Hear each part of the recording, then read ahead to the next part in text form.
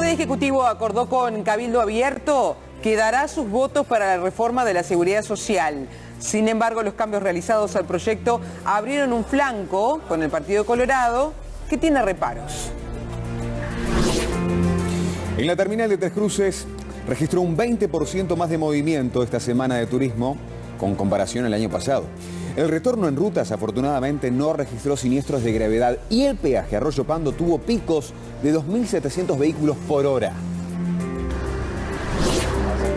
La justicia condenó a 3 de los 6 detenidos por integrar la denominada Banda de los Perfumes, que el sábado cometió un asalto contra una farmacia de Pocitos. 2 de los implicados son menores y el restante un mayor de edad con 7 antecedentes. Al menos 4 personas murieron por el derrumbe de un edificio en la ciudad francesa de Marsella. El siniestro ocurrió a raíz de una falla de gas.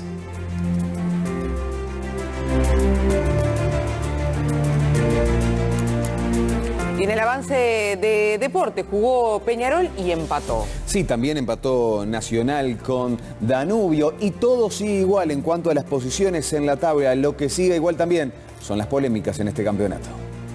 Qué poco brillo futbolístico tuvo el fin de semana y nada de brillo arbitral, sobre todo en Melo. Allí las polémicas abundaron. Qué penal, qué roja, que siga y con VAR. Tejera lo usó en lugar de para corregir, para equivocarse y se convenció que lo que había hecho bien estaba mal. La fecha 10 es la de los empates. 4 hasta el momento y la tabla sigue igual. Mientras Valverde se defiende de su golpe y la posterior denuncia de un rival, varios uruguayos festejaron en Brasil. En los estaduales, 8 compatriotas fueron campeones. Campeones, como la selección de La Valleja que derrotó a Salto en Minas y en abril se consagró como la mejor del interior del país. Presenta el especial remodelación de Mercado Libre. Aprovecha hasta 40% off en hogar, herramientas y construcción. Bueno, contento Martín, ¿no? Sobre todo Martín. Con ese triunfo allí en La Valleja. Vamos a hablar, a desarrollar la información y hablar justamente de fútbol, pero bueno, repercusiones que sigue dejando el partido clásico. Cánticos que se escucharon por parte de algún dirigente, un empresario muy conocido como Juan Salgado. Allí está en zona de fiscalías Maxi Peña para informarles porque está declarando a esta hora justamente Juan Salgado. Contanos de qué se trata y bueno, cómo va esto. Así es, compañeros, una comparecencia que estaba estipulada para las 11 de la mañana. El empresario Juan Salgado, el presidente de la Cámara de Transporte, llegó 11:08 minutos aquí a la calle Cerrito, a Fiscalía, para, bueno, como decían ustedes, hacer su declaración. Es importante decirlo, una llegada que fue muy rápida, ¿no? Por una puerta de acceso a Fiscalía, que la verdad que la mayoría de nosotros desconocíamos de su existencia, así que, bueno, un auto paró en frente a esa puerta, al costado de Fiscalía, y, bueno, inmediatamente bajó Juan Salgado, acompañado de 2 personas más, muy rápidamente, como se le decía. Menos de un minuto fue lo que se demoró en lo que bajaron del auto e ingresaron a la Fiscalía, así que bueno, estamos todos muy expectantes aquí fuera, esperando la salida del empresario de aquí, bueno, para poder intentar tener su palabra, pero seguramente lo haga de la misma manera, ¿no? Por lo tanto, estamos muy atentos a esta salida inminente de Juan Salgado, tras ese video que bien hacían referencia a ustedes, que se viralizó tras el partido clásico, donde se lo escuchaba al propio empresario realizar cánticos violentos sobre el Club Nacional. También es importante decirles, hay 2 jugadores de fútbol que van también a comparecer, van a llegar aquí a Fiscalía, también lo harán en algunos minutos nada más para realizar también declaraciones, y en la jornada de mañana un jugador de fútbol más también va a ser presente aquí en Fiscalía para hacer lo mismo. Así que es una jornada intensa aquí en Fiscalía, que bueno, que nos tiene a todos muy expectantes de lo que ocurra, así que seguramente en los próximos minutos vamos a convocarlos. Bien, Maxi, quedamos atentos entonces a ver si finalmente tenemos la palabra, ¿no?, de Juan Salgado. Vamos a seguir con otros asuntos. Un hincha de Nacional fue baleado en la zona de Flor de Maroñas previo al encuentro de Danubio. Luego se viralizó un video donde se ve a la persona detenida por este hecho e incidentes posteriores. Bueno, se armó un lío. Un tipo le dio un disparo a otro. Creo que le disparó al que está en el medio de la calle herido con una bala. ¿Con este? Según supo Telenoche, todo pasó en Camino Maldonado y Libia. Allí, un hombre ingresó a un bar con camiseta de Peñarol. En el lugar fue increpado por un hincha de Nacional y terminaron peleándose. El parcial aurinegro se retiró y minutos más tarde llegó su padre, armado, con una pistola calibre 22 y le disparó al parcial de Nacional, hiriéndolo en una pierna.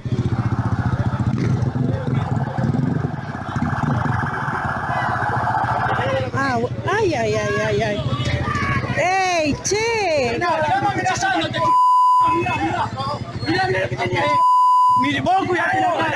mamita querida! La policía, que estaba trabajando en el operativo de seguridad por el Partido Nacional Danubio, actuó y detuvo al agresor. También incautó el arma.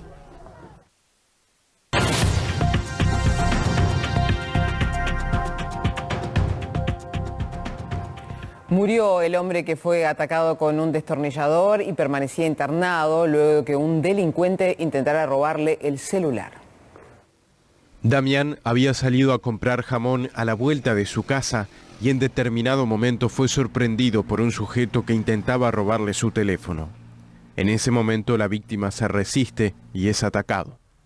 Fue herido con un destornillador que ingresó desde su mandíbula hasta la cabeza. Damián ya había sido diagnosticado con muerte cerebral.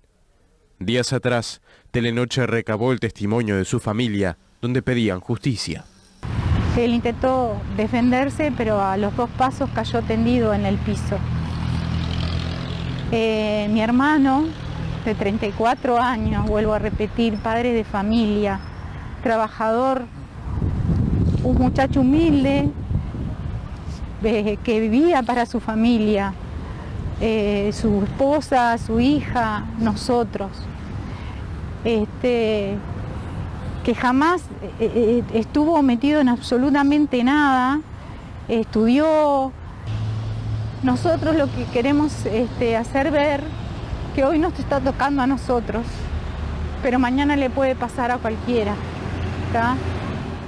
Finalmente se confirmó en las últimas horas la muerte de Damián y el caso pasa a ser tratado como homicidio. La investigación está a cargo del fiscal Carlos Negro. Una situación muy triste. Ahora vamos con otra. La justicia de Durazno aclaró el homicidio de un hombre de 42 años. La justicia de Durazno condenó a 6 años y 6 meses de penitenciaría al responsable del homicidio del pasado fin de semana, hecho ocurrido en calle Valle Berres, entre La Torre y Basilio Muñoz en esta ciudad. El agresor es un hombre de 47 años de edad, poseedor de 9 antecedentes judiciales. Esta persona, quien estaba en situación de calle, agredió de varias puñaladas a un hombre de 42 años de edad. La víctima había sido avistado por efectivos de un móvil del grupo de reserva táctica que se encontraba efectuando recorridas, siendo trasladado a una mutualista privada, donde dejó de existir poco después. Condenaron a 3 de los 6 integrantes de una banda que robó perfumes en una farmacia de Pocitos. Uno de los implicados, de 30 años, posee 7 antecedentes penales.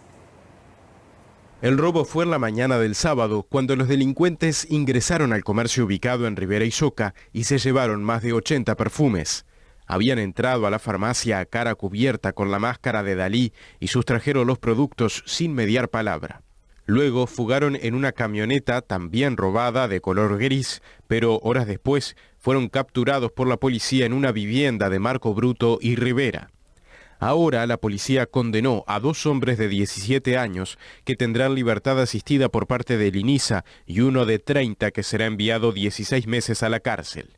Los otros detenidos de 21, 23 y 34 años fueron puestos en libertad. La investigación continúa para determinar si estos delincuentes están involucrados en otros hechos de similares características.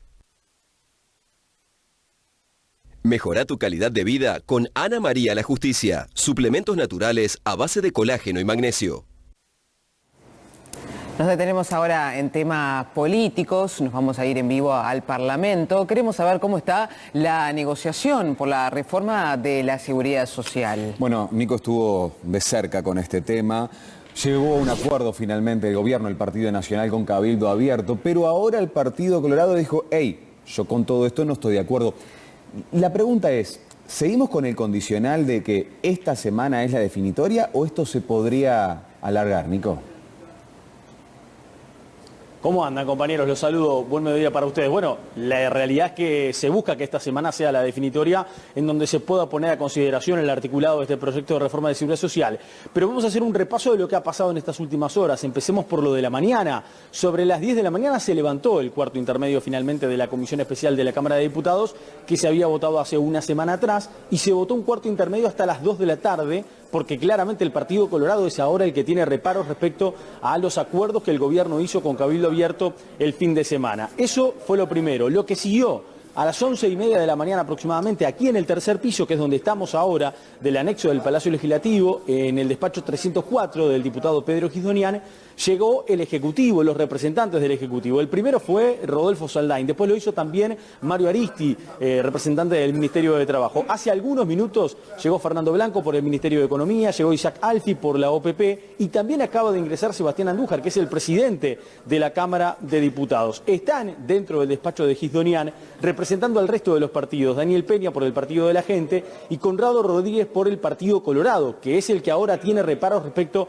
a los acuerdos que hizo Cabildo con el gobierno. ¿Qué pasó en esos acuerdos? El fin de semana, el líder de Cabildo Abierto, Guido Manini Ríos, confirmó que el presidente de la República aceptó lo que Cabildo proponía como para poder votar a favor esta reforma de seguridad social. Lo primero, desglosar del proyecto. ¿Qué significa desglosar? Quitarlo, sacarlo y tratar por fuera lo que tiene que ver con que las AFAP puedan invertir en el exterior. Eso es lo primero que Cabildo logró. Lo segundo, que finalmente el cálculo jubilatorio sea a 20 años y no a 25 como establecía el proyecto. Hoy está en 10. Bueno, el proyecto lo llevaba a 25, Cabildo proponía 20 máximo, anteriormente proponía 15, quedó en 20, el gobierno aceptó los 20 de Cabildo Abierto y por lo tanto ese va a ser lo que ahora se comienza a negociar. Ahí está la mayor diferencia del Partido Colorado. Y lo otro que también propone Cabildo Abierto es poder a futuro quitar, eliminar de alguna forma el IAS, que es el impuesto a la asistencia de seguridad social. Bueno, esto estuvo de acuerdo el presidente de la República, Lacalle Pou,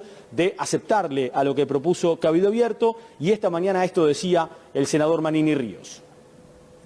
Cabildo Abierto ha hecho planteos para mejorar este proyecto, para que este proyecto quede firme finalmente en nuestro ordenamiento jurídico, que no sea un proyecto que después por la vía de los hechos termine siendo derogado. Nosotros estamos convencidos de que las mejoras que se introdujeron hacen a la ley más fuerte. Creemos que la coalición de gobierno sale fortalecida de esto, porque indudablemente aquí cada partido pudo expresar su punto de vista, cada partido digamos, no actuó con mano de yeso como nos habían acostumbrado durante muchos años, que se resolvía las cosas puertas adentro y después se salía monolíticamente. No, Cabildo planteó las cosas públicamente para que se supieran cuáles eran sus planteos, cuáles eran sus aspiraciones a mejorar el proyecto y finalmente se logró. Se va a considerar los 20 mejores años para el cálculo del haber jubilatorio. Eso quedaría igual. Se va a desglosar para tratar en ley aparte el tema referido a las AFAP. Se va a considerar que el IAS va a ser derogado progresivamente en la medida del crecimiento económico del país. ¿La presidencia, el gobierno cede hasta cierto punto y acompaña alguna de las propuestas de Cabildo Abierto? No. Lo que hablamos todos estos días es específicamente de la ley de reforma a la seguridad social, no se tocó ningún tema de ningún otro proyecto. Teníamos entonces ahí la palabra del líder de Cabildo Abierto hablando de estos cambios, ¿no?, que se pidió incorporar a la reforma de la seguridad social. Cambios que no están, del todo de acuerdo el Partido Colorado y por eso en las próximas horas se podría plantear una nueva negociación. Sí, es lo que se pretende del parte del Partido Colorado, si no hay un acercamiento previo a lo que será volver a levantar el cuarto intermedio a las 2 de la tarde, el Partido Colorado podría proponer un cuarto intermedio hasta el próximo día jueves para tratar de tener más finos los números. Lo que entiende el Partido Colorado es que está en riesgo la sostenibilidad justamente de este proyecto de reforma de seguridad social con estos cambios que plantea Cabildo y que el gobierno se los lleva. Se modifica sustancialmente sobre cómo estaba parada la reforma. La reforma estaba diseñada con el cálculo de los mejores 25 años de ingresos del trabajador. Ahora, llevarlo a 20 años implica un impacto financiero que lo termina pagando la gente. Algunos cálculos dicen que se podría dar un déficit de 280 o 350 millones de dólares por año, esto añadido al déficit que ya tiene el EPS, y hay que ver si esto es sostenible en el tiempo. Esa es la preocupación que tiene el Partido Colorado. Si una de las patas de la mesa se quita, bueno, la mesa puede tambalear. Vamos a analizar los cambios que propone el Ejecutivo y en base a eso vamos a tomar una decisión. Si no convencen las explicaciones del Ejecutivo sobre esta modificación, ¿el Partido Colorado no vota este artículo? Bien, eso lo vamos a resolver en primera instancia en Ciudadanos y después el Partido Colorado en general. ¿Es un triunfo político de Cabildo Abierto todo esto? No. Acá la idea es de poder sacar adelante la reforma de la seguridad social y, en definitiva, poder llegar a buen puerto. Desde el Frente Amplio, en tanto, se insiste en reclamar que el Ejecutivo hizo unas 100 modificaciones aproximadamente, pero no las ha explicado en la comisión. Por eso insisten de que tiene que volver el Ejecutivo a la Comisión de Diputados para poder explicar esto, y también que algunas organizaciones deberían de volver a asistir para precisamente, bueno, señalar los impactos que podrían tener estas modificaciones en cada uno de sus trabajadores. Para nosotros es imprescindible que vuelva el Poder Ejecutivo. Nosotros presentamos una serie de preguntas desde la primera comparecencia del Poder Ejecutivo, lo hicimos el 24 de marzo, lo volvimos a hacer el 31. Ustedes recordarán que el 29 el Poder Ejecutivo envió cerca de 52 entre modificaciones y aditivos nuevos para una ley que tiene 330 artículos.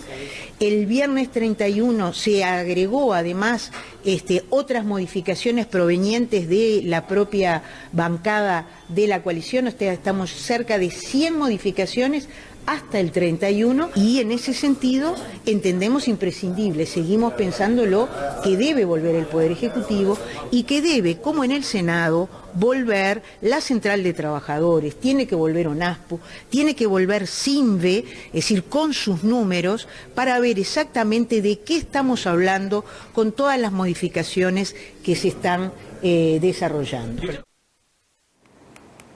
Bien, dejamos la política, nos enfocamos en temas relacionados con la salud y nos vamos justamente al Ministerio. Porque la nueva ministra está teniendo ronda de contactos con distintos actores, en este caso la Federación de los Trabajadores de la Salud Privada, los trabajadores no médicos. Y bueno, ¿cuáles fueron las pautas allí de esta reunión? ¿Cómo están? Buen mediodía. Sí, una reunión que duró más de una hora y allí fundamentalmente se plantearon varios temas. Uno de ellos, la preocupación por la seguridad, tanto en los centros de salud como fuera de estos. Recordemos que la semana pasada se produjo la agresión en la Mutualista Universal a un médico y distintos enfermeros. Vamos a escuchar las palabras de Jorge Bermúdez, de la Federación Uruguaya de la Salud. Que hasta el día de hoy no ha concretado, por lo tanto en la tarde de hoy seguramente le enviamos una nueva nota a ver si se acuerda de que le estamos pidiendo una reunión. ¿Cuál fue la recepción de la ministra ante estos planteos? Buena, compartimos la visión de cómo combatir el tema de los tiempos de espera en el sistema de salud, que la gente no esté esperando 3 meses para que lo vea un especialista, ni esté esperando 6 horas para que lo suban de la emergencia a piso cuando tiene que quedar internado. Compartimos también visiones en torno a lo que es la preocupación sobre el futuro de la institución CASMU, que nosotros creemos que hay que seguir empujando ese proceso, pero con un posicionamiento de los trabajadores donde tanto la fuente de trabajo como lo que es la atención a la población usuaria se debe cuidar. Entonces, esos son, diría yo, que los principales temas que conversamos hoy. Nos vamos con una buena impresión.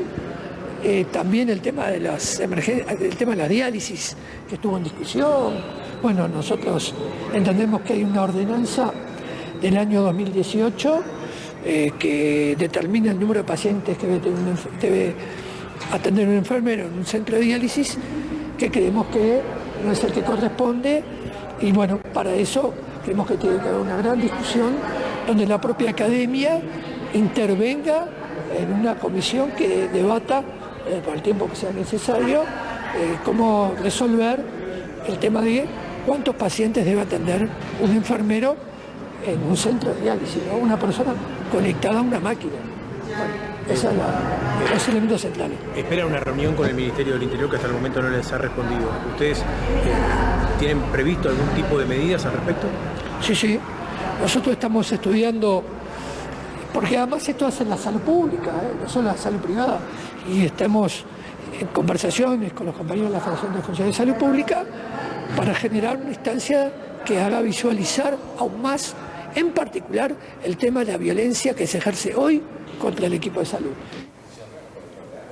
Bien, vamos a hablar de las post-vacaciones de turismo. Mucha gente que se fue hacia el este del país. Más de 2.500 vehículos pasaron por hora por el peaje de Pando anoche, en el momento de pico de retorno de turistas. Y lo más importante, que fue baja la siniestralidad, no hubo accidentes graves. El retorno fue gradual, informó Caminera. Muchos turistas optaron por regresar el sábado, por lo que a las 6 de la tarde de ese día se registraron picos de unos 2.600 vehículos por hora por ruta interbalnearia hacia Montevideo. El domingo, el retorno comenzó en horas del mediodía. Hubo un flujo vehicular de 2.300, 2.400 vehículos por hora por el peaje de Pando hacia Montevideo. El pico máximo se registró a las 17 horas, con 2.700 vehículos por hora.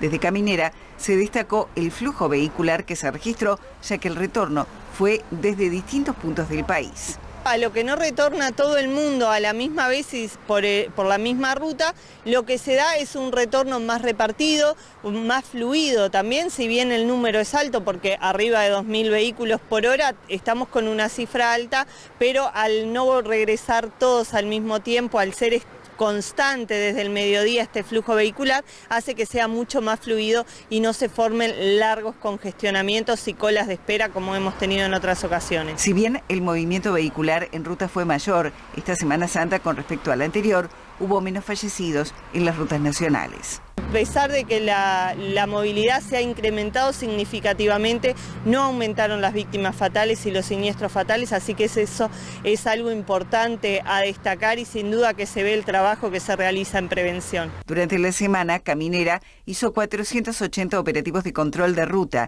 Se inspeccionaron 6.600 vehículos. Mucho movimiento en las rutas y también en Tres Cruces. Aumentó un 20% con respecto al año anterior. Vamos a estar cerrando el día de hoy con el entorno de unos 11.250 ómnibus entre arribos y partidas desde el viernes previo al inicio de Semana de Turismo hasta el día de hoy. Si estamos hablando de unos 11.000 ómnibus, podemos estar hablando en torno de unas 300.000 personas o un poco más. Y si nos comparamos con lo que fueron los números de ese mismo periodo del año pasado, estamos en cifras que están en el entorno de un 19% arriba, y contra el año 2019, previo a la pandemia, estamos aún un 9% por debajo. Por lo tanto, si bien no hemos recuperado las cifras de movimiento que tenía la terminal previo a la pandemia, año a año la terminal continúa aumentando la cantidad de ómnibus, sobre todo en estas épocas que viaja mucha cantidad de gente. Incluso ya desde, si nos vamos a unos cuantos meses atrás, la terminal venía en cifras del entorno del 30% por debajo. Esas eran cifras que veníamos manejando a mediados del año pasado. Hoy ya estamos, como te decía, en cifras del entorno del 16% por debajo, o sea que seguimos mejorando y esperemos que sigamos de esta forma. El este se llevó aproximadamente el 30% del movimiento de la terminal, acá estamos hablando de los departamentos de Rocha y Maldonado, luego seguido por el norte del país con cifras del entorno del 19%, que ahí nos vamos a los departamentos de Artigas, Rivera, Salto y Paysandú. Y bueno, en último lugar está con cifras del entorno del 14%, todo lo que son servicios internacionales, que en su mayoría, en su gran parte, fueron con destino a Argentina, ¿no? Te diría que prácticamente el 100% del movimiento internacional de la terminal fue hacia Argentina. Bien, el retorno de uruguayos se fue dando gradualmente este fin de semana, pero muchos regresaron esta mañana. Sí, hasta última hora. Exacto, sí. Quisieron aprovechar todo y allí estuvo Teledía. cansada regresando, sí, de Buenos Aires. ¿Se fueron toda la semana? No, solamente Viernes Santo, sábado y domingo. ¿Pero se disfrutó? Sí, por suerte, muy lindo tiempo aparte, muy lindo clima. Y ahora, bueno, a regresar al trabajo, estudio. ¿Hay que regresar a la escuela? Sí. ¿Y hay ganas o no? Sí, me gusta. ¿Por dónde anduvo paseando? Los 3 parques de Argentina. ¿Se fue toda la semana? No, desde el jueves. Desde el jueves, sí. Y ahora, bueno, a retornar. Están buscando puntos para poder desprenderse allí. A ver, Peñarol fue el que quiso más por el triunfo, sobre todo a partir del segundo tiempo, en donde Cerro Largo se dio cuenta de que no podía inquietar el arco de Thiago Cardoso y en definitiva entonces el partido se iba inclinando en favor de los albinegros, pero le faltaba concretar, ¿no? Estas escaramuzas se dieron al término del primer tiempo. Porque ya veíamos algunas de las jugadas polémicas que vamos a también repasar en minutitos, porque como decíamos, este partido fue muy polémico con el arbitraje de Gustavo Tejera. Y en cuanto al planteamiento que hizo el equipo Arachán, fue raro también de ver, porque fue muy defensivo, fueron 5 hombres. En la última línea tuvo la gran actuación de Renzo Baccia, que a los 80 minutos pide el cambio y que ingresa Ramiro Bentancur. Bueno, sí lo veías a Baccia tapándole a Aguirre Garay y ahora a Arezzo. Y este es el momento que decías. Ahí había el cambio entonces de golero porque no pudo más el juvenil que viene con un paso por Independiente, que lo está haciendo muy bien allí en Cerro Largo. Pero decíamos, fue polémico y en eso nos vamos a detener para ver 3 de las jugadas que ahora las vamos a conversar nosotros, Federico, pero en la noche se va a poner la lupa con Claudio Umpierres. Exactamente, a cuenta además que estará desarrollando obviamente Claudio Umpierres, comenzamos a ver algunas jugadas polémicas. Acá hay una pierna demasiado en alto de Rafa García, llega antes a la pelota, Arezzo recoge la pierna, Peñarol reclama penal en esta incidencia, yo creo que va con demasiada violencia el futbolista de Cerro Largo, bien pudo haber sancionado penal el juez. Acá vemos la incidencia de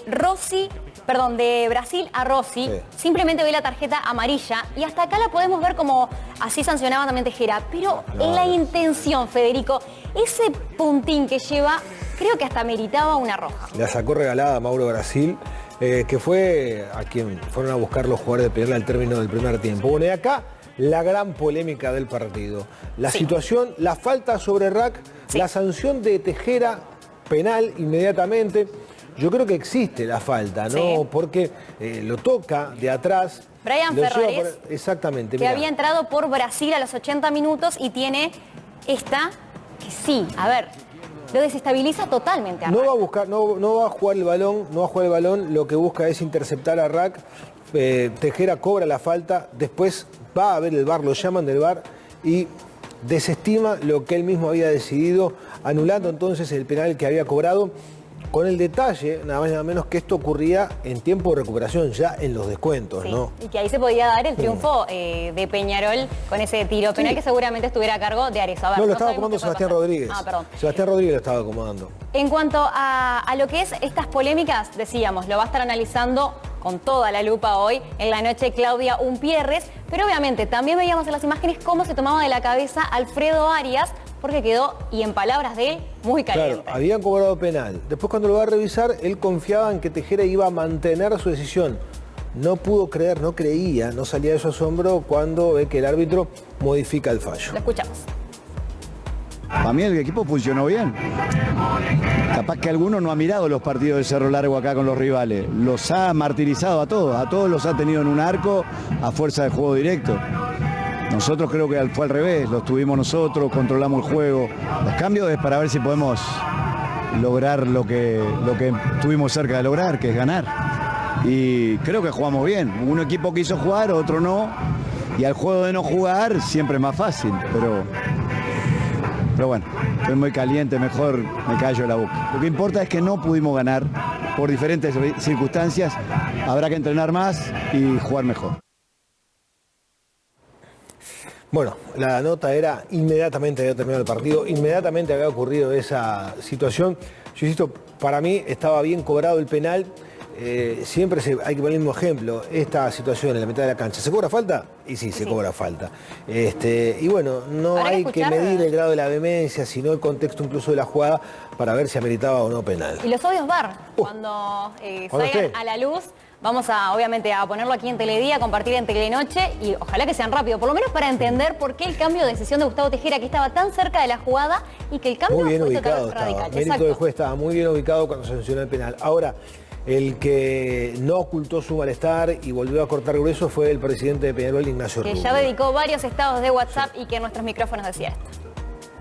Era un penal clarísimo que no nos lo cobraron y bueno, ya hace rato que de la primera fecha venimos diciendo lo que pasaba y bueno, ahora hay que ver cómo actuar con esto. ¿Nacho, esto es un error puntual o es algo en contra de Peñarol por todo lo que está mencionando que pasa? Hubo un penal temprano Arezzo, ahora. Estamos al lado del cuarto cuando le bajan un manotazo a Nico Rossi adelante de él.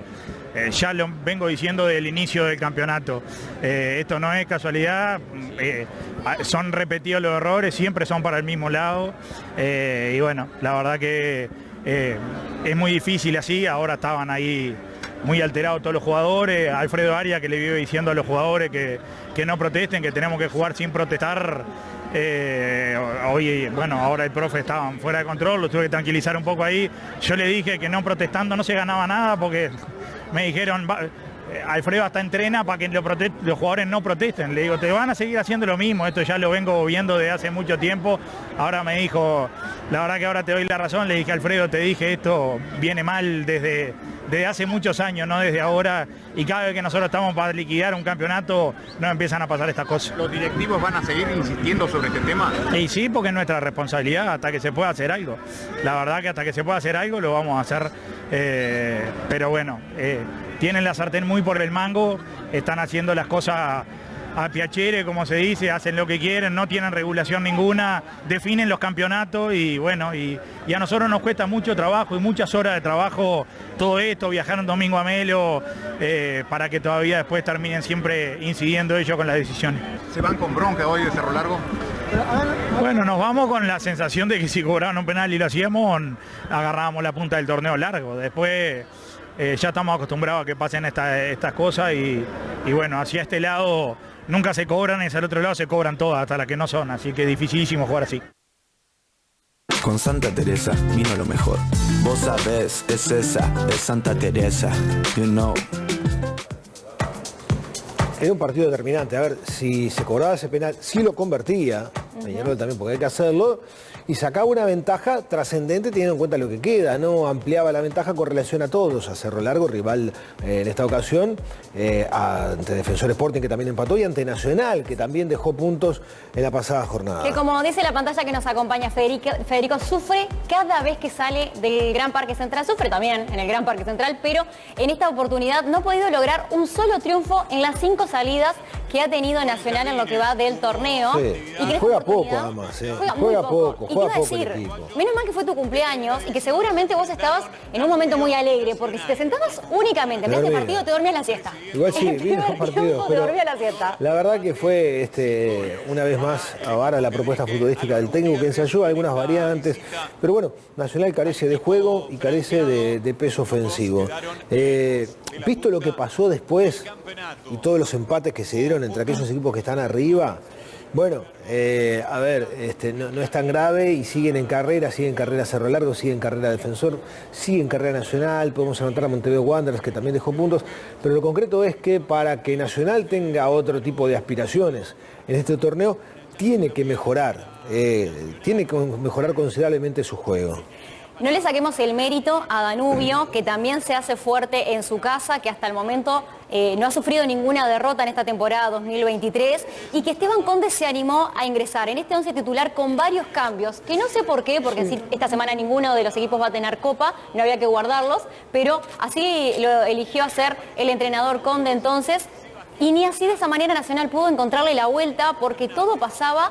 Me gustó mucho lo que es en Danubio, Franco González, el juvenil. El Cepillo. Cepillo, exactamente. Sí. Todas las jugadas pasaron por él. Lo que le faltó, sí, obviamente, fue una contundencia y un mejor circuito, digamos, arriba a Danubio. Vuelve el Colo Ramírez allí en Nacional. Los dos quedaron en el debe, ¿no? En cuanto a su desempeño colectivo y futbolístico.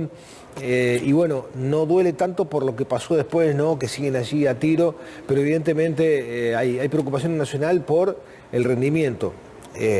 Hace poco que asumió Álvaro Gutiérrez, sí, como ya se ha dicho, en un plantel que no eligió él, que no armó él. De todas maneras, a esta altura, en Nacional esperan ver otra cosa en el campo de juego. Ginela, que es por quien pasaba el juego, por lo menos demostraba un poquito más luego de la recuperación de su lesión. Ayer terminó muy cansado, sí, demoró muchísimo el cambio que entró Cartagena recién a los 80 minutos y ya perdía realmente en estos minutos Nacional la pelota. Pero vamos a escuchar a los entrenadores. ¿Qué dijo Esteban Conde cuando finalizó? ¿Qué dijo el Guti?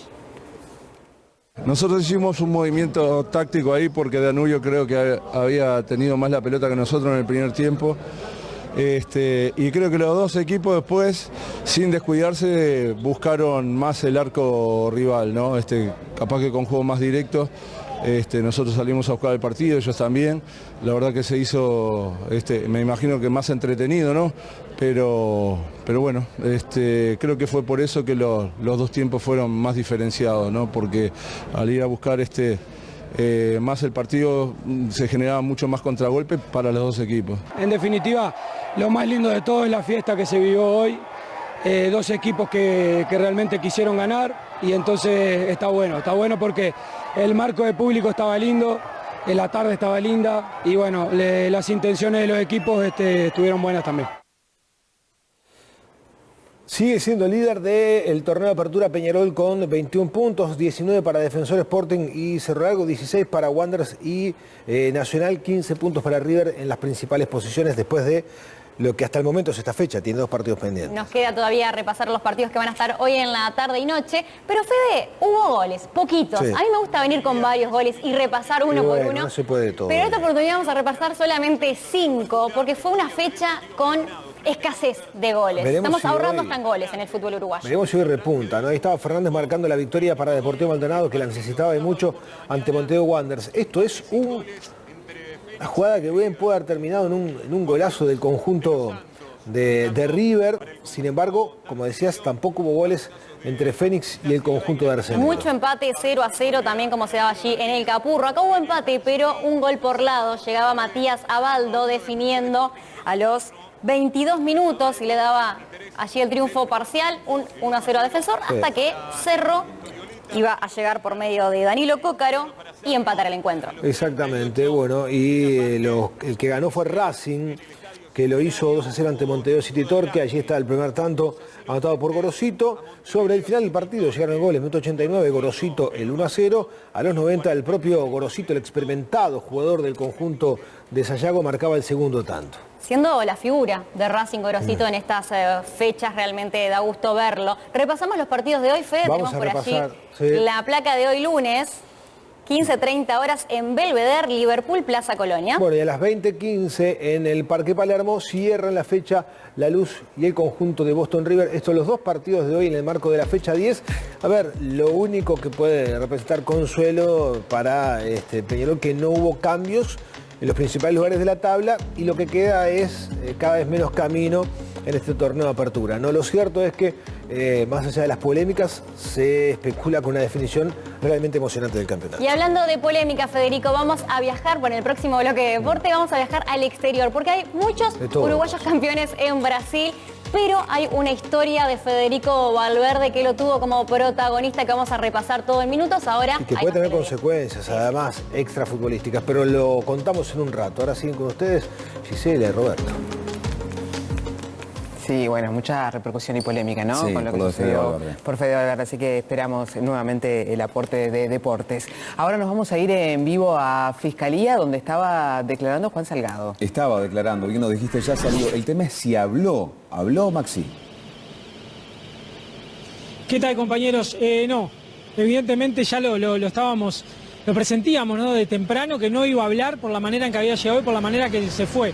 Pero hace algunos minutos nada más llegaron los futbolistas uruguayos del Club Nacional de Fútbol, Rodríguez y Lozano. Hace algunos minutos nada más ingresaron ambos aquí a Fiscalía también a declarar en esta jornada. Es importante decirlo, ¿no? Ellos están citados tras los incidentes que se registraron dentro del campo de juego durante el clásico pasado. Pero bueno, lo decían ustedes, Juan Salgado habló, no habló, como se lo mencionaba, salió salió de una manera muy rápida también de Fiscalía, por la misma puerta de ingreso, estábamos todos ahí esperándolo y sale de pronto para un auto diferente al que había llegado hoy aquí más temprano, por lo tanto, bueno, un poco la sorpresa de todos de esta manera en que llegó y que se fue de Fiscalía muy rápidamente, como lo decíamos, procurando por supuesto no hacer ningún tipo de comentario, y es más, con personas allegadas a él, entendemos aquí lo que estamos, que se obstruían, ¿no?, a que nosotros pudiéramos captarlo con la cámara, poniéndose hasta delante del vidrio del auto. Así que bueno, una maniobra, si se quiere, para ingresar y salir de Fiscalía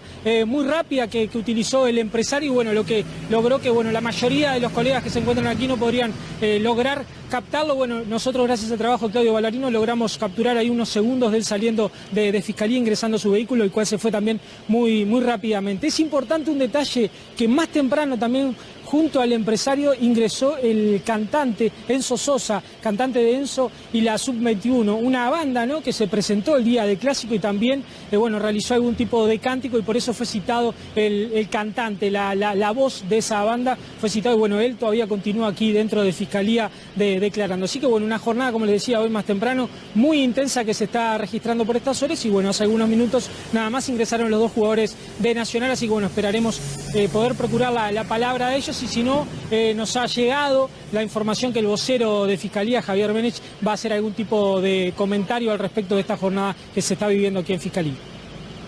Maxi, está previsto que llegue también el jugador de Peñarol citado para esta situación, para este caso, ¿no?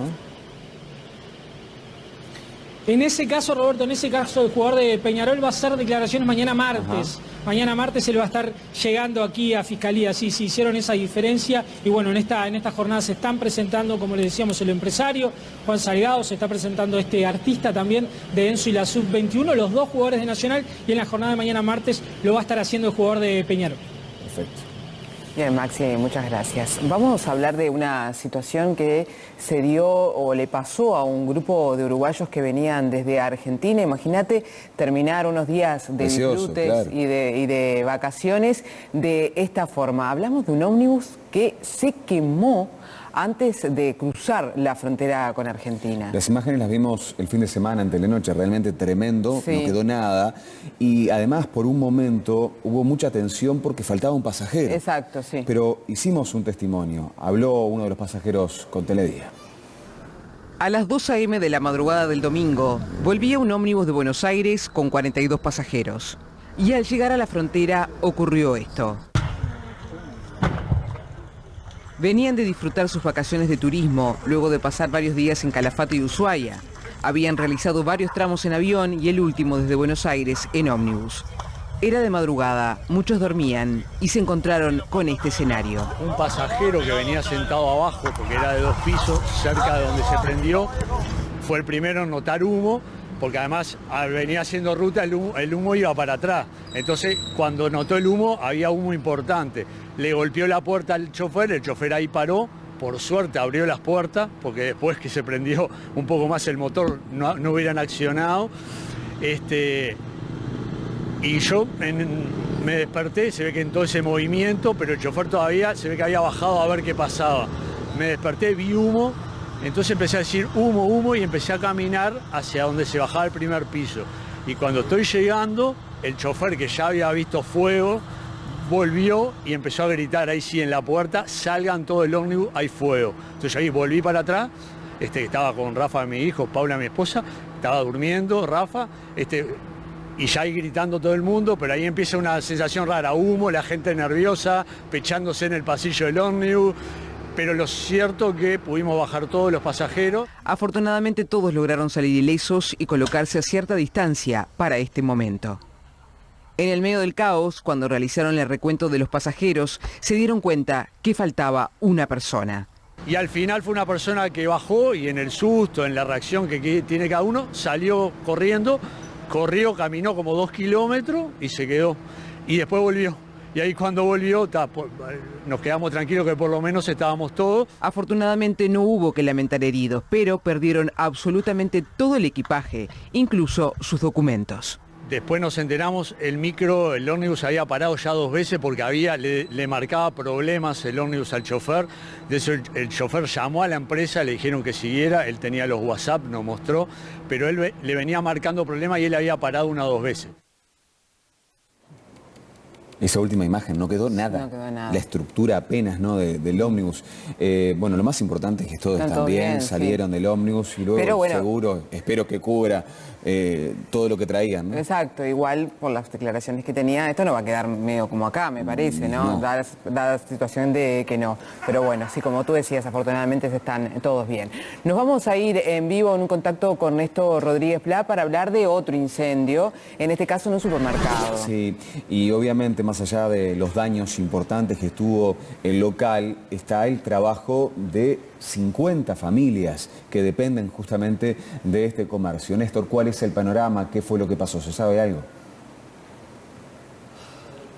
¿Qué tal, Roberto, Gisela? ¿Cómo les va? Sí, estamos en 18 de mayo, concretamente muy cerquita de la ciudad de Las Piedras, en el Díaz Regules, casi Olimar. Aquí hay un supermercado que hoy sobre las 2:30 de la mañana aproximadamente comenzó a arder en un ala, la parte de fiambrería, la parte de panadería, aparentemente todo indica de un tema eléctrico, pero eso lo confirmarán los bomberos. La gran preocupación obviamente son porque aquí trabajan 50 personas, 50 familias, inclusive familias enteras trabajan en este supermercado, que es una de las fuentes laborales más importantes de aquí del municipio de 18 de mayo. Estuvimos conversando con el propietario, uno de los propietarios, esto es una empresa familiar que además es legislador del Partido Colorado por Canelones, hablamos de Walter Servini. Esto nos decía de esta situación que lo tiene realmente muy apenado. Un cortocircuito en la parte eléctrica que había tomado contacto con las paredes de isopanel y bueno, rápidamente se propagó el fuego por dentro de esas paredes y con un humo muy intenso, muy tóxico, fuerte, que por más intento que hicimos no lo pudimos contener, por más que los bomberos ya los habíamos llamado y vinieron. Que quiero agradecer el trabajo de los bomberos porque hicieron un esfuerzo muy grande, demoraron muy pocos minutos en llegar y trabajaron fuertemente para poder contener las llamas, pero el fuego se propagó rápido y nos hizo tener pérdidas totales en esa parte de la construcción, y con la radiación y el humo perdimos la mercadería y bueno, y no son solo las pérdidas, sino estamos muy tristes por todo esto que nos pasa y por las 50 familias que trabajan en el súper, que son una cantidad, son todas de nuestra zona. Y bueno, estamos pensando en todo eso y bueno, con muchas ganas de salir adelante también, agradeciendo a los amigos y a los vecinos que nos vinieron a apoyar y que nos están apoyando en estos momentos. Y bueno, con muchas ganas de poder salir adelante de esta situación difícil. La idea es saber cuándo poder salir adelante, ¿no? Esa es la preocupación de ustedes ahora. Sí, tenemos muchas ganas de empezar a arreglar esto, de empezar a arreglar esta injusticia que nos pasó, pero tenemos mucho apoyo y creemos que dentro de poco podemos ponernos a trabajar cuando estén todos los papeles y los papeleos, que en estos momentos son una tortura, pero bueno, estamos confiados de que podamos salir. Bien, estaba el propietario, uno de los propietarios de este supermercado. Los bomberos llegaron rápidamente, como destacaba Servini, 7 minutos pusieron desde el destacamento de Las Piedras hasta aquí y fueron, según lo resaltó él y también lo constatan los propios bomberos, quienes lograron que el fuego no siguiera hacia el fondo, donde están los depósitos, donde están las cámaras frigoríficas que tiene este supermercado. Así lo decía el jefe del destacamento de bomberos de Las Piedras. Nos dedicamos lo más rápido que pudimos a evitar la propagación hacia el resto del supermercado, las góndolas, y hacia el fondo, que es donde estaba el depósito de 2 pisos que tenía todos los materiales estoqueados del supermercado, incluso también la cámara de frío que también estaba en el fondo. Después que pudimos hacer todo eso, dimos casi que por finalizada nuestra tarea. ¿Cómo queda esa estructura? La estructura queda debilitada en la parte del isopanel. Nosotros pedimos arquitecto a la Intendencia de Canelones, al SECOED, y hoy iban a hacer una inspección que iba a aportarse al parte que está a cargo del Departamento de Investigación de Siniestro. Complicada esa estructura, ¿no? Para construir arriba, ¿no? Y además lleva tiempo, y todo ese tiempo, semanas, meses parada, hace que los trabajadores estén en sus hogares, y eso es lo más preocupante para ellos, me imagino, Néstor. Preocupación de los trabajadores que hasta hace un ratito nada más se encontraban aquí, bueno, esperando. Seguramente muchos de ellos irán al seguro de desempleo, al seguro de paro. Esa es la preocupación. Como decía, hay muchos que son familias enteras que trabajan, padre, madre, hijos, algunos familiares que también trabajan aquí en el supermercado, y esa es la gran preocupación. Y la gran preocupación del propietario es abrir lo antes posible, ¿no? Para que esa gente pueda volver a trabajar y para poder volver a recaudar, pero seguramente llegará algún tiempo. Conversamos con algunos de los trabajadores de esta preocupación. Trabaja mi hija de 18 años, mi señora y sobrinas también han pasado por acá. Todo familiar, vamos a decir. Son dos trabajadores aquí de la zona de 18 de mayo. Todo de la zona de 18 de mayo, sí. El más lejano será de 1,5 kilómetros, después todo acá, en la cercanía. ¿Cómo afecta esto? ¿Cómo les ha pegado esto? Y directamente en el tema económico, ni hablar. Y ver esto, que es una tristeza verlo así, ¿no? Bien, esperando ahora a ver cómo sigue, ¿no? Sí, por lo visto ya me parece ya se está tomando medidas en el tema como para levantarlo de nuevo, parece. Esperar que se pueda solucionar rápido, ¿no? Que va a demorar, obviamente, ¿no? Porque estas cosas llevan su tiempo, pero sí. ¿Tenés familia o sos...? Sí. Sí, ellos han trabajado acá también. Somos todos de acá de la zona y eso, conocidos, sí. ¿Pero tenés más familiares trabajando aquí? No, familiares no, tengo amigos, compañeros, sí, eso sí. ¿Cómo te enteraste? Estábamos en casa, nos juntamos justamente con los compañeros, y cuando unos de ellos se iban para su casa avisaron de que se estaba prendiendo fuego el súper y ahí empezamos a comunicarnos entre todos.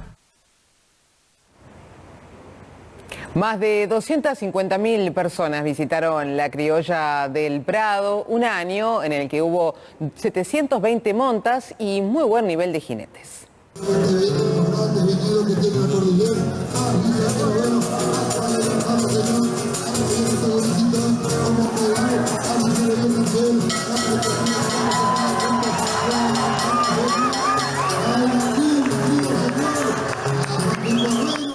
Cada año la Semana Criolla reúne a miles de personas, una tradición que pasa de generación en generación.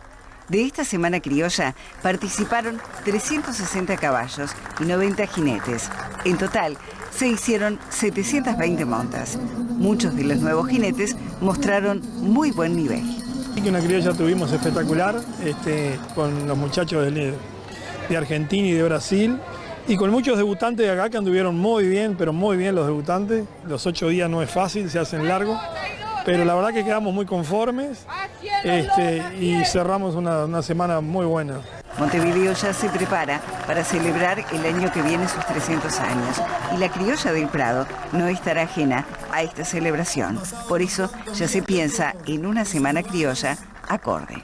Una criolla que es de Montevideo, es la más antigua de América. Bueno, debido a los festejos de Montevideo estaría bueno que esto sea algo especial. Sea algo especial. En el ecocentro itinerante que se instaló en la Criolla del Prado se reciclaron más de 100 kilos de residuos.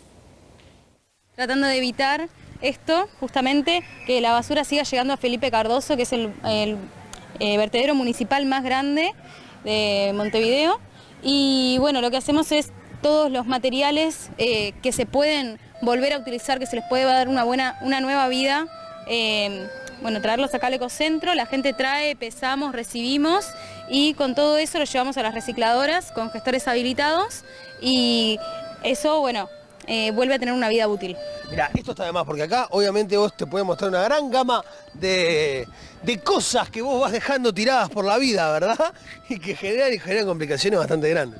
Exactamente, por ejemplo, nosotros a los niños les preguntamos qué conocen de acá arriba, qué es lo que conocen, qué es lo que ven en su vida cotidiana, y le preguntamos qué hacen cuando eso ya no tiene utilidad. Y nos cuentan, que lo tiran a la basura, que lo tiran al tachito de basura. Y después de que, la basura se va a la volqueta, y después ¿qué pasa? Se sube un camión, la basura. ¿Y qué pasa después del camión? No desaparece la basura, la basura termina en algún lugar. Y eso son montañas y montañas de basura que tienen un tamaño hoy en día, el vertedero municipal, de 60 estadios centenarios en dimensiones. Imagínense lo que debe ser eso. Y además está totalmente colapsado, ya buscando la manera de poder sobrevivir y expandirse, que es lo que no queremos, ¿verdad? Exactamente, lo que queremos en realidad es que todo esto evite llegar a ese vertedero. Vos podés venir acá también y tirar. Esto hace falta en toda la ciudad. Exactamente. Esto ahora recién tenemos habilitado el ecocentro de buceo y se va a habilitar otro acá en un par de meses en el Prado, enfrente al Liceo Bauzá. El de buceo está por Tomás Bazáñez, yendo de Rivera hacia el lado de la Rambla, lo pueden encontrar por ahí, está fijo todo el año, trabaja casi todo el día. Los días feriados, domingos también trabaja, entonces está de más que puedan de repente juntar todos esos residuos y poder llevarlos ahí. También tenemos el programa de los supermercados que reciben papel, cartón, plástico y metales. Esos son los residuos que se reciben allí en el supermercado y con eso también estamos colaborando con los recicladores de hoy en día, que tengan un trabajo más digno, que puedan llevar su salario a su casa dignamente sin tener que estar en Felipe Cardoso revolviendo y sacando los reciclables de allí. Si yo te pregunto, ¿llegaron a los 100 kilos juntados en la semana? Superamos los 100 kilos. ¿Superaron los 100 kilos? Exactamente, superamos los 100 kilos de residuos.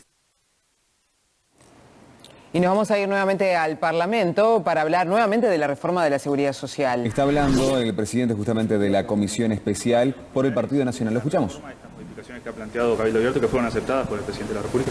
No, a ver, el pilar justamente era que cambiara esta situación. Recordemos que a lo largo de lo que se ha venido trabajando durante estos meses, se nos había manejado que por supuesto este era un aspecto que era muy importante.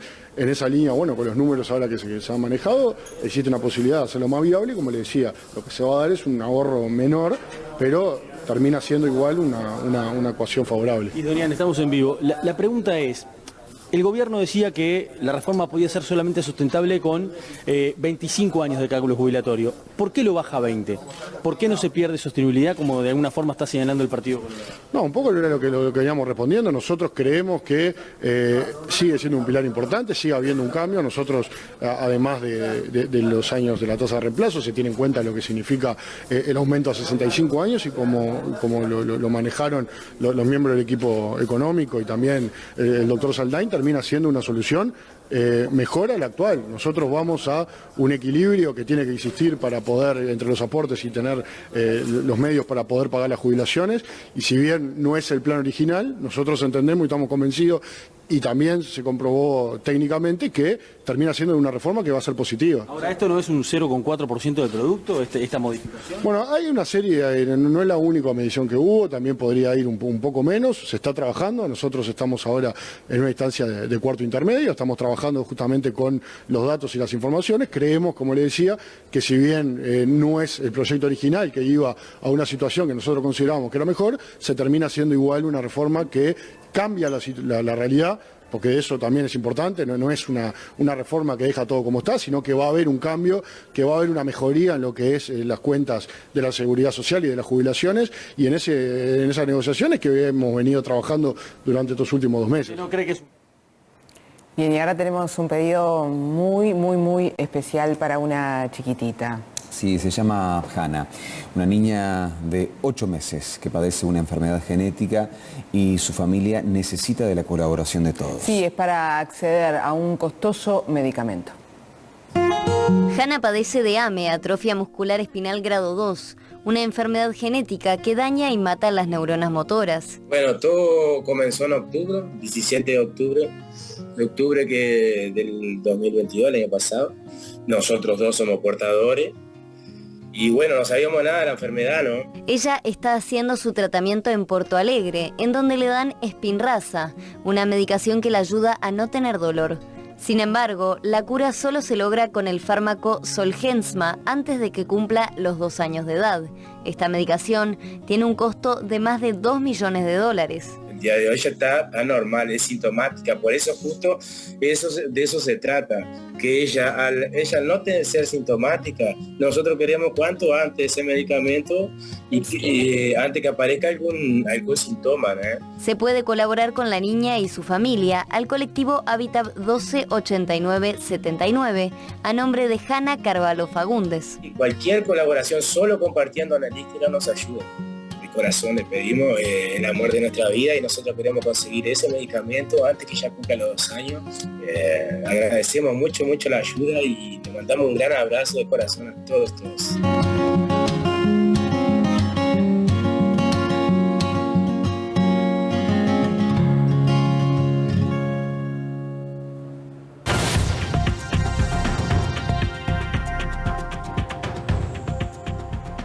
Bueno, antes de ir a recorrer el mundo, obviamente todo el aporte que pueda para esta familia, para la familia de Hannah, obviamente será bienvenido. Ahora sí, vamos a recorrer el mundo. Les contamos que un adolescente palestino murió hoy en una operación israelí en la Cisjordania ocupada, obviamente en un nuevo eslabón de la escalada de violencia en la región en los últimos días. El ejército israelí indicó en un breve comunicado que fuerzas de seguridad llevan a cabo una operación en Agabat Haber, un campo de refugiados ubicado cerca de Jericó. El ministro de Salud palestino anunció poco después, también en un comunicado, el deceso de un adolescente de 15 años. Murió de 2 disparos, uno en la cabeza y otro en el pecho. Esta operación tiene lugar al día siguiente de los funerales de 2 jóvenes israelíes que murieron el viernes en un ataque palestino en la zona. La violencia se disparó después de que el miércoles fuerzas israelíes irrumpieran en una mezquita en Jerusalén, el tercer lugar más santo del Islam. Tras esto se registraron ataques, disparos de cohetes provenientes de Gaza, Líbano y Siria, seguido de represalias israelíes. Nos detenemos ahora en un derrumbe de un edificio que ocurrió en Francia, el que dejó 4 personas fallecidas. Se han encontrado 4 cadáveres. Son descubrimientos macabros y difíciles, dijo el ministro de Ciudad y Vivienda en rueda de prensa en el lugar de la tragedia.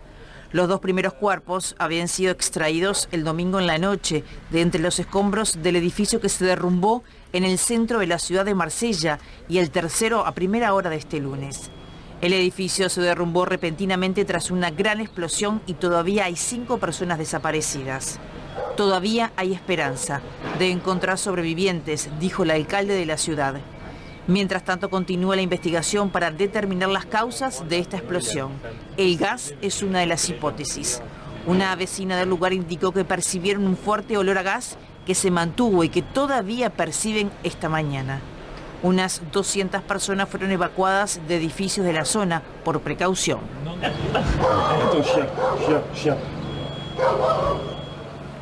Desde que Twitter tiene nuevo dueño, le han sucedido varios cambios. Elon Musk ahora quitó la letra W justamente de las puertas del edificio. Veamos ahora las razones. La modificación fue anunciada por el propio Musk junto a un mensaje en el que indicaba que legalmente la compañía que dirige no puede remover ninguna parte del letrero para modificar el nombre Twitter que se muestra al público. Es por ello que el empresario indicó que la solución al problema era pintar la letra W del mismo color blanco del fondo, por lo que en realidad se sigue mostrando el nombre de la empresa sin alteraciones mayores. El hecho no solo motivó que diferentes usuarios de la plataforma mostraran su desaprobación ante el cambio, sino que además criticaron a Musk. Por otro lado, recibió varias respuestas en las que los usuarios se burlan de su decisión y le hacen ver que antes de cambiarle el nombre a Twitter, debería comprar el dominio de la página web a la que hace referencia. Twitter.com es un sitio web que aparentemente estaría dedicado a difundir juegos online para niños menores de edad. La disputa por el letrero de Twitter no es nueva y tampoco lo sería la mala relación entre el dueño del edificio y Elon Musk. El motivo, según el arrendador, sería que Twitter no pagó el monto acordado del alquiler de los meses de diciembre del año 2022 y enero 2023, que sería $3.400.000 por mes. ¿Y ahora entonces cómo sería? En vez de tuitear, sería titear. No sé, habrá que preguntarle a los más. Bueno, le preguntamos. No sé si tiene línea directa usted. No No sé el teléfono. Nos vamos a ir ahora a la pausa. Luego de ella tenemos mucha información para compartir con ustedes. Seguimos hablando de las vacaciones, cuánta gente salió. Nos vamos a ir a Torre Ejecutiva para hablar qué va a pasar en los próximos días con la agenda del gobierno. Pero de lo que todo el mundo habla es de esta polémica que pasó con Fede Valverde. Una situación que sucedió primero en la cancha con algún intercambio. Sí. Y luego Federico esperó a ese jugador y le dijo: con mi familia no te metas. Pero pasó algo más y por eso hubo una denuncia policial. Luego de la pausa se lo contamos aquí en Televida.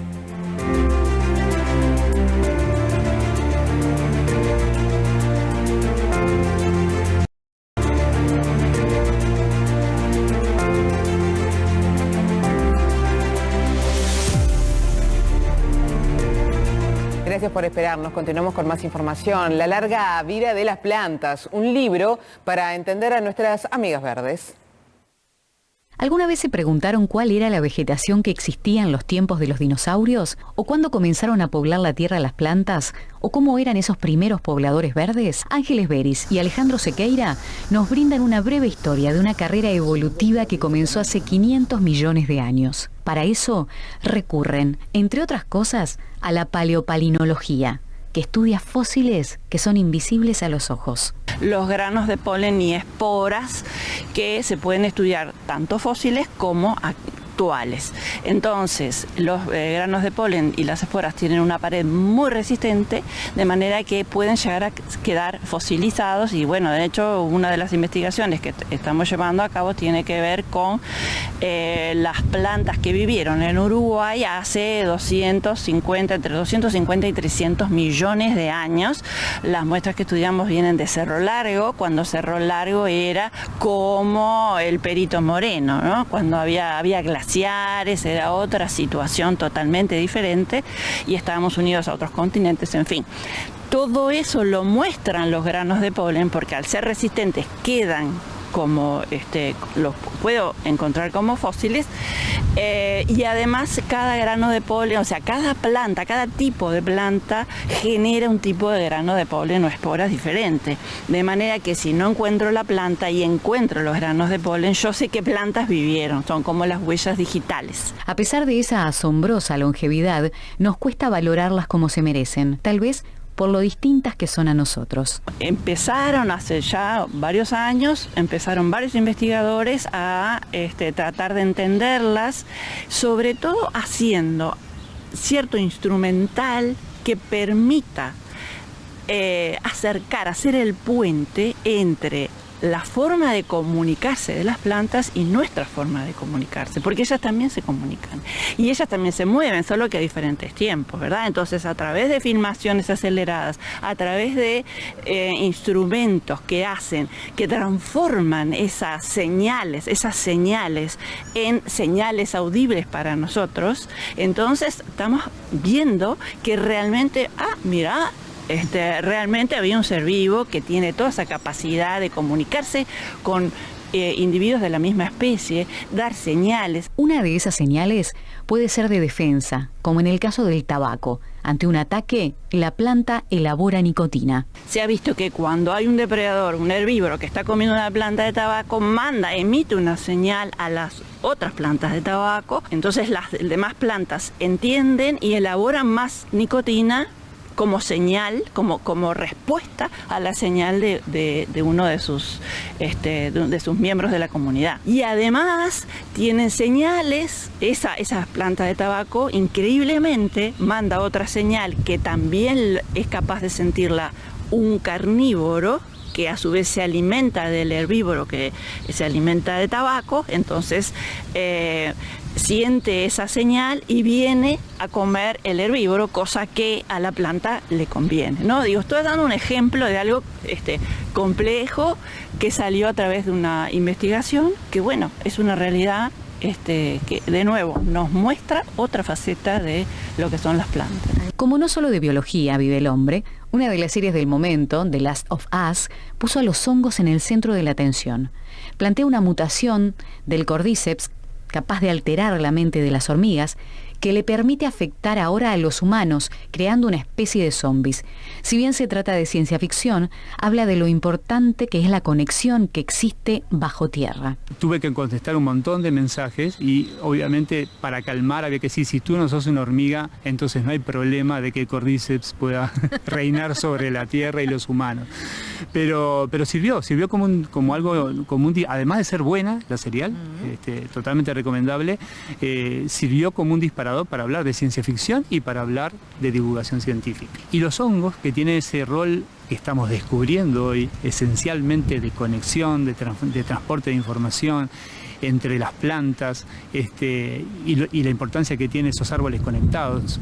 Continuamente tratamos de dar una imagen diferente a lo que estábamos acostumbrados, ya pensando desde el punto de vista de la comunicación subterránea, o sea, la internet de la Tierra, esos micelios que unen y que comunican entre sí a los árboles, hacen que podamos pensar a eso como un superorganismo, un ecosistema funcionando con conexión y generando un transporte no solamente de nutrientes, sino de comunicación química. Yo digo, los hombres decimos que tenemos química cuando nos llevamos bien con una persona, pero los reyes de la química son justamente las plantas y los hongos. Además de ser experto en hongos, Alejandro se adueña de la segunda parte del libro con un abecedario botánico, donde las plantas son vistas a través de nuestra vida cotidiana. Por ejemplo, en ese abecedario botánico en el cual elegimos una palabra como disparadora en cada letra que tuviera que ver con el mundo de las plantas, nos dio un guión, nos dio una posibilidad de hablar de un montón de cosas. Y se generó ahí como una, imagínate, casi como una charla de boliche, decir, bueno, si yo digo flor, ¿en qué pensás? Y si yo digo madera, ¿en qué pensás? Y ahí entraron a surgir un montón de conexiones que lo que hacen es justamente esto, apelar al conocimiento popular o al conocimiento cultural de las plantas, cómo son vistas a través de un poeta, cómo son vistas a través de un director de cine, qué escenas recordás famosas o que tengan que ver con la imagen de alguna planta en particular. Tan lejanas y tan cercanas, inspirando a artistas o siendo origen de famosos dichos populares. Un libro que busca revalorizar y entender esta relación ancestral con el mundo verde. Se lo decíamos antes de la pausa, íbamos a hablar de lo que fue esta semana de turismo en base de números. Unas 350.000 personas ingresaron a nuestro país en semana de turismo según los datos oficiales. La mayoría fueron compatriotas, seguidos por los argentinos. Terminó una de las semanas con mayor movilidad del año. Según los datos de migración, entre el 29 de marzo y el 9 de abril ingresaron a nuestro país 351.260 personas. La mayoría fueron compatriotas. Ingresaron 252.466 uruguayos, seguidos por 63.945 argentinos, 14.863 brasileños y 2.656 estadounidenses. El principal punto de ingreso fue Paysandú, por allí transitaron 74.000 personas, seguido por Fraiventos con unos 74.000 turistas, Colonia 58.000 y Salto casi 57.000 personas. A estos puntos se suma el Aeropuerto Internacional de Carrasco, donde pasaron casi 29.000 personas. Además, unas 364.284 personas salieron del país en el mismo periodo. Una vez más, el principal punto de salida fue Paysandú, seguido por Fraiventos, Colonia, Salto y el aeropuerto de Carrasco. Decenas de fieles participaron de la misa de Pascua en la Catedral de Montevideo. La celebración fue encabezada por el cardenal Daniel Sturla, que, al igual que el Papa, manifestó preocupación por las guerras.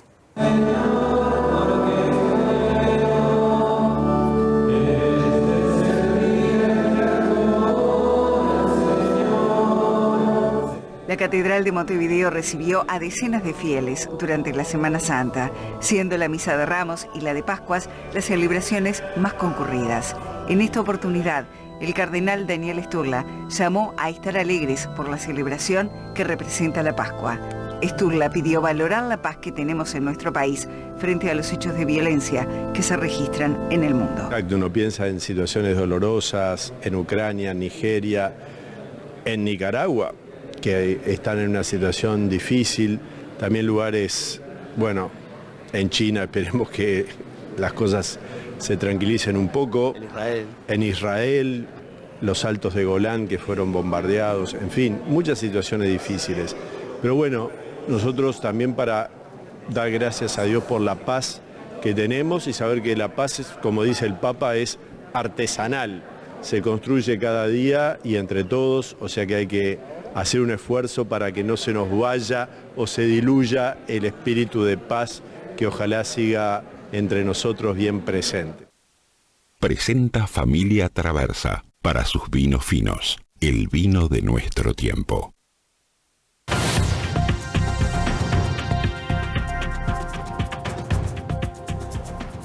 Bueno, vamos con el complemento de la información deportiva. Muchísimos uruguayos, como Luis Suárez, celebraron este fin de semana en Brasil. Y Gremio, que lo tuvo a él con un tiro penal y le dio el triunfo a Gaúcho, pero festejaron varios uruguayos. Pero tenemos un montón de uruguayos ya partidos por Brasil. ¿Y por qué festejaron varios? Porque lo que se definió fue los estaduales, ¿no? Entonces, aquellos compatriotas que están en distintos equipos en distintas regiones, tuvieron la definición y muchos gritaron campeón. Repasamos de esta manera.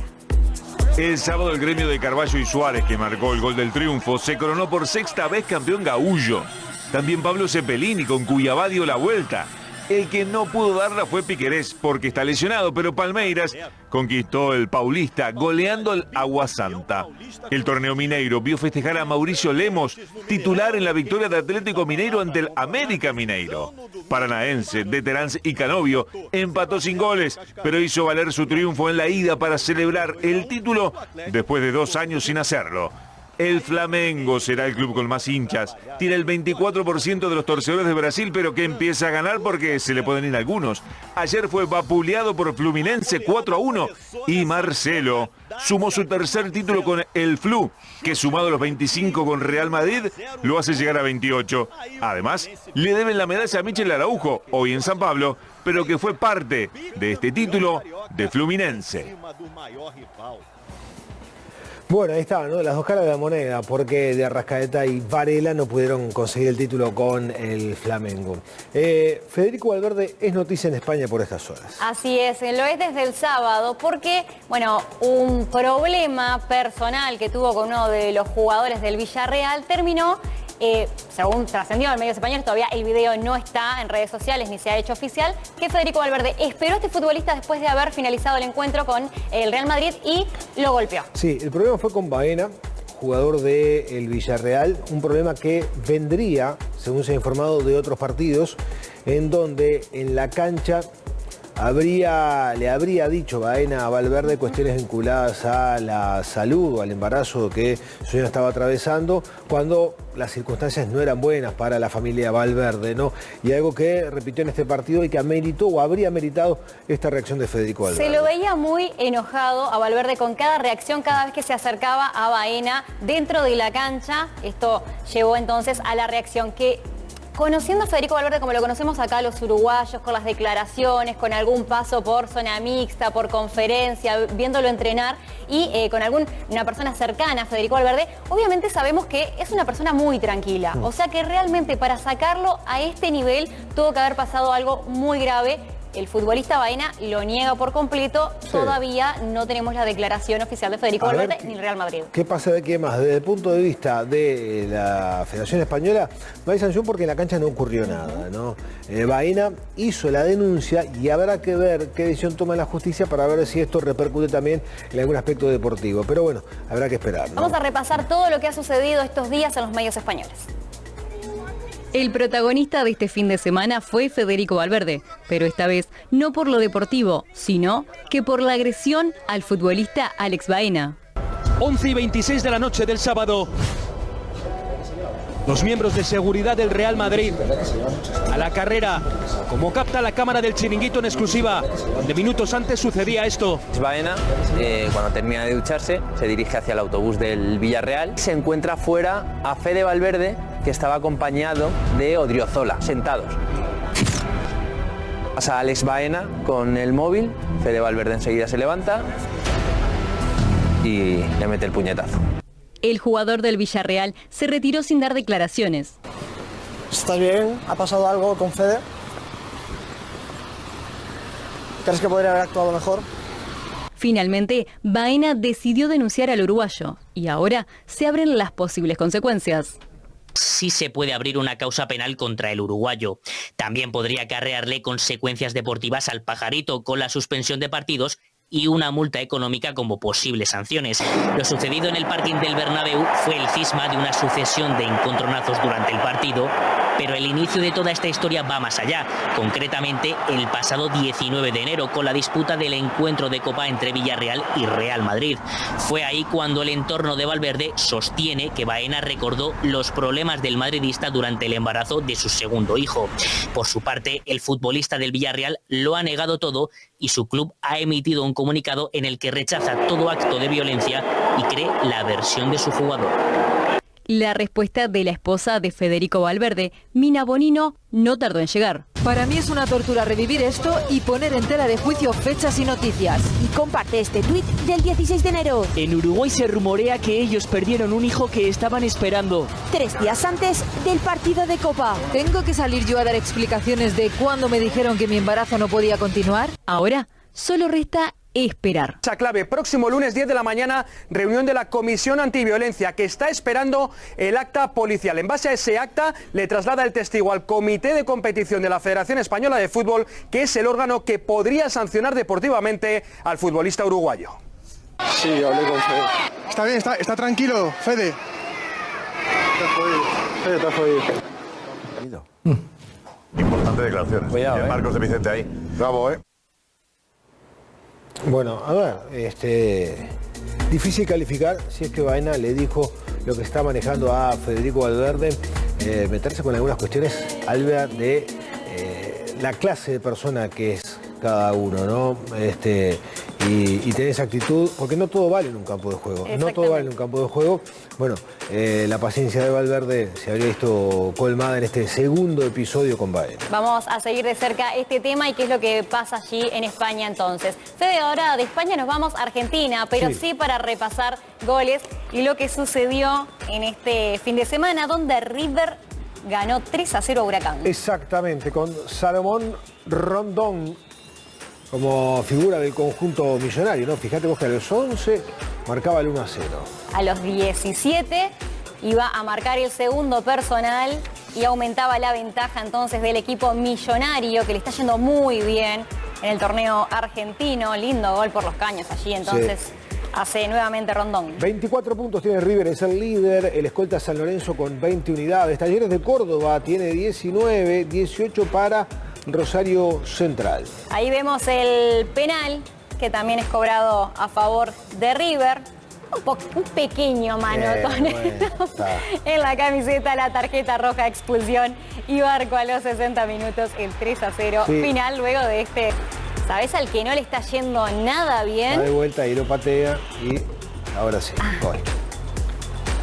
¿A quién no le está yendo nada? No le está yendo nada bien al rival, a Boca. Sí, volvió a perder Boca. Volvió a perder, no le encuentran la vuelta, no le encuentran entrenador y Riquelme está cada día más enojado. Sí, exactamente. Bueno, mirá quién hizo la apertura del marcador, un ex Boca, Juan Chope Ávila, Ramón Ávila.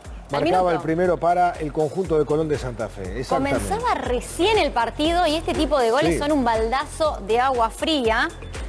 Pero iba a ser el único tanto hasta los 76 que iba a reaccionar Boca con esta pequeña ayudita en el rebote y Romero marcaba el 1-1. Fíjate vos que Colón venía último en el campeonato cuando visitaba Boca en la Bombonera. Esta victoria lo hace trepar en la tabla, pero apenas tiene 9 puntos. Qué decir de la campaña de Boca, que apenas tiene 14 y está en el 12º lugar. Teuten, nuestro compatriota, marcaba el gol del triunfo para el conjunto de Colón de Santa Fe. Ya en los minutos adicionales, el ex-Tor que entonces le daba la victoria. Nos vamos al fútbol inglés, porque... Qué lindo partido, Qué lindo empate realmente entre el Arsenal y Liverpool, donde, bueno, seguimos sin...